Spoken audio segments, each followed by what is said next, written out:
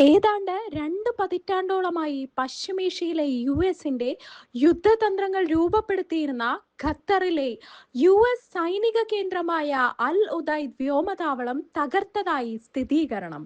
അതേസമയം ആക്രമണത്തിൽ ആർക്കും പരിക്കേറ്റിട്ടില്ലെന്നും യുഎസ് സൈനിക ഉദ്യോഗസ്ഥൻ പറഞ്ഞതായി റിപ്പോർട്ടുകൾ.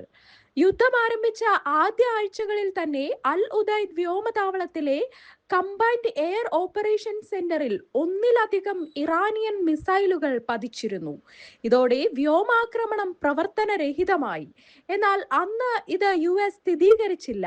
ഒടുവിൽ യുദ്ധം തുടങ്ങി 4 മാസങ്ങൾക്കു ശേഷമാണ് ഇറാൻ യുദ്ധത്തിൽ തങ്ങൾക്കുണ്ടായ ഏറ്റവും വലിയ നഷ്ടത്തെക്കുറിച്ച് യുഎസ് സൈനിക ഉദ്യോഗസ്ഥർ വെളിപ്പെടുത്തുന്നത്.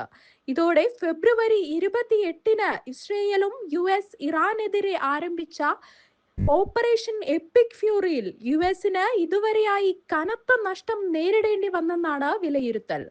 അൽ ഉദൈദ് സൈനിക കേന്ദ്രം പ്രവർത്തനരഹിതമായതോടെ ഇറാൻ തന്ത്രങ്ങൾ ഇപ്പോൾ യുഎസിൽ വെച്ചാണ് ആസൂത്രണം ചെയ്യുന്നതെന്നും റിപ്പോർട്ടുകൾ പറയുന്നു. അതേസമയം യുദ്ധം തുടങ്ങും മുൻപ് തന്നെ ഇറാൻ അൽ ഉദൈദ് സൈനിക കേന്ദ്രം ആക്രമിക്കാൻ സാധ്യതയുള്ളതിനാൽ അവിടെ നിന്നും ആദ്യമേ തന്നെ സൈനികരെ മാറ്റിയിരുന്നെന്നും യുഎസ് സൈനിക ഉദ്യോഗസ്ഥർ അവകാശപ്പെട്ടു.